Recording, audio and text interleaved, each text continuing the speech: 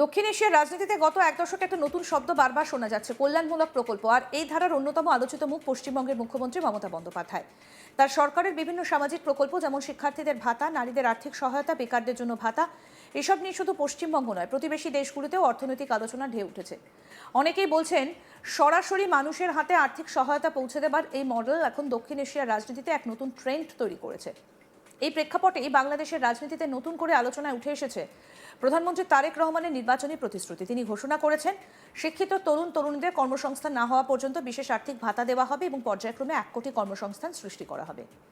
এই ঘোষণা শুধু একটা নির্বাচনী প্রতিশ্রুতি নয়, বরং তরুণ প্রজন্মকে কেন্দ্র করে গড়ে ওঠা এক নতুন রাজনৈতিক বার্তা। বাংলাদেশের রাজনীতিতে দীর্ঘদিন ধরে উন্নয়ন, গণতন্ত্র, অর্থনীতি এসব বড় ইস্যু হলেও বর্তমানে সবথেকে আলোচিত বিষয় হলো কর্মসংস্থান। দেশের বিপুল সংখ্যক শিক্ষিত তরুণ তরুণী ডিগ্রি অর্জনের পর চাকরির অপেক্ষায় রয়েছে।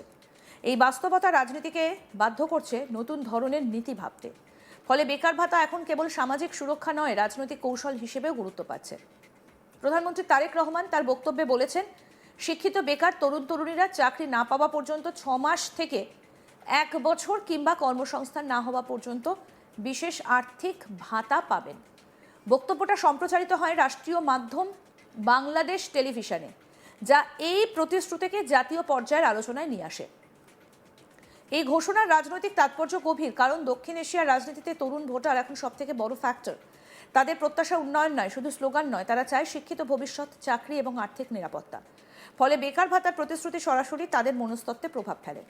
তবে এখানেই প্রশ্ন উঠছে, এটা কি কেবল নির্বাচনী প্রতিশ্রুতি, নাকি একটা দীর্ঘমেয়াদী অর্থনৈতিক পরিকল্পনার অংশ?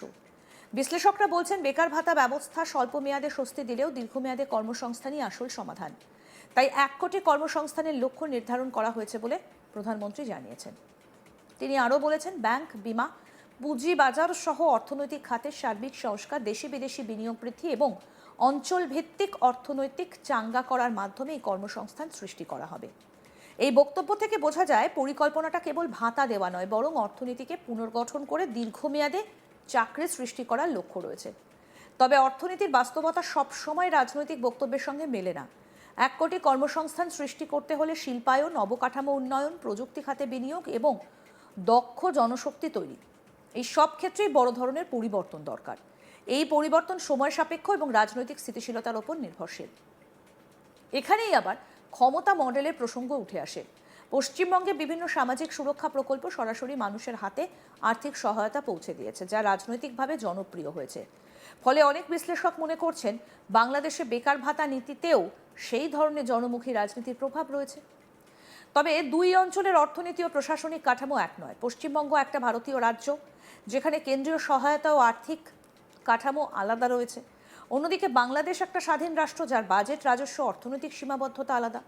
ফলে একই মডেল প্রয়োগের ফলও ভিন্ন হতে পারে। প্রধানমন্ত্রী তারেক রহমান তার বক্তব্যে আরেকটা গুরুত্বপূর্ণ পরিকল্পনার কথা বলেছেন, ফ্যামিলি কার্ড।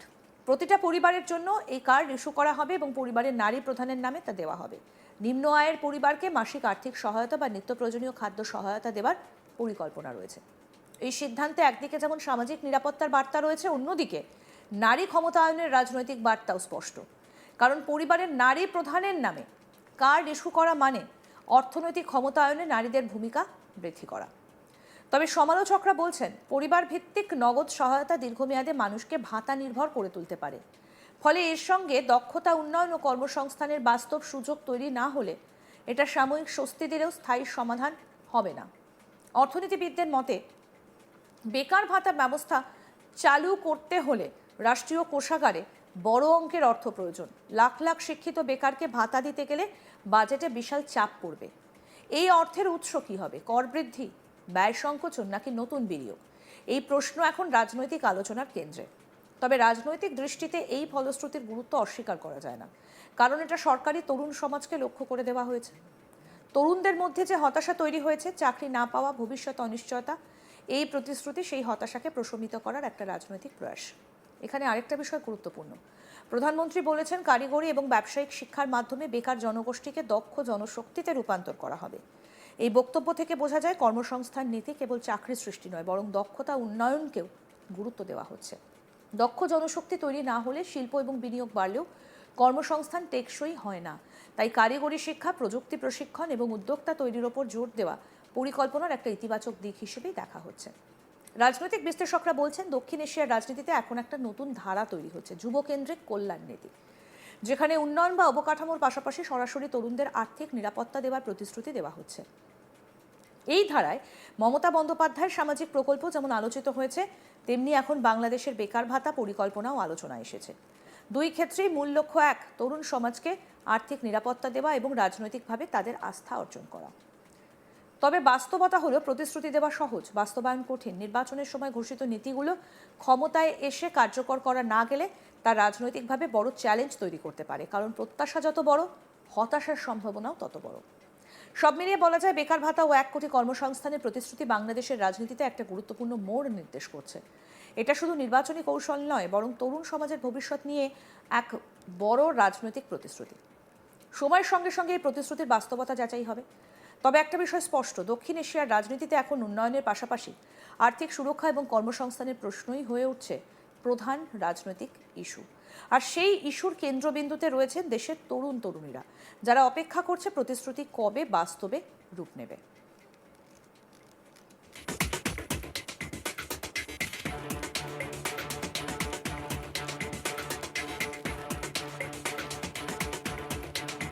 দীর্ঘ 1.5 বছরেরও বেশি সময় অচলাবস্থা চলার পর বাংলাদেশের নির্বাচিত প্রধানমন্ত্রী তারেক রহমান, তিনি প্রধানমন্ত্রীর শপথ নিয়েই বেশ কিছু বিষয় তিনি ঘোষণা করেছেন। এখন প্রশ্ন হচ্ছে, ভেঙে যাওয়া অর্থনীতিকে পুনরুত্থান করতে তিনি আর কি বিষয়ের দিকে পা বাড়ান।